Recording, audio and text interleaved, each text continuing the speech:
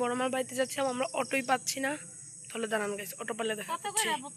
আমরা যে অটোর কথা বলেছিলাম ওই যে গাইস ওটা এসে পড়েছে। আচ্ছা চলেন গাইস এখন উঠে পড়ি আমরা।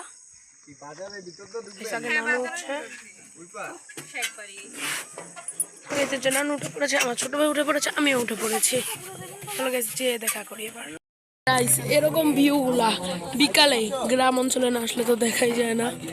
আমি এভাবে দেখি না নানু বাড়ি আর বড় মাদের বাড়ির দিকে যেতে নিলেই খালি দেখা যায়। পরে গাইস ওই যে আমাদের অটো গিয়ে ওখানে থামছে, কারণ গাইস একবার এই রোডের অবস্থাটা দেখুন গাইস। এখান দিয়েও মনে করেন গাইস হাঁটা যাবে, তাহলে পরে ওই যে গাইস পিছনে আমার ছোট ভাই। তাহলে গাইস এখানে অটোই যেভাবে ছাক্কাইছে আপনারা দেখলে অবাক ছিলেন।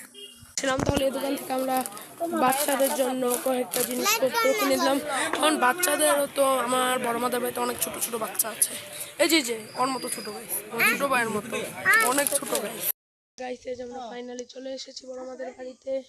তুই এদিকে যেতেছি ও গাইস, আম্মু আমার ছোট ভাইকে বলছে। তাহলে গাইস এটাই ছিল আমাদের আজকের ছোট ব্লগ। টাটা।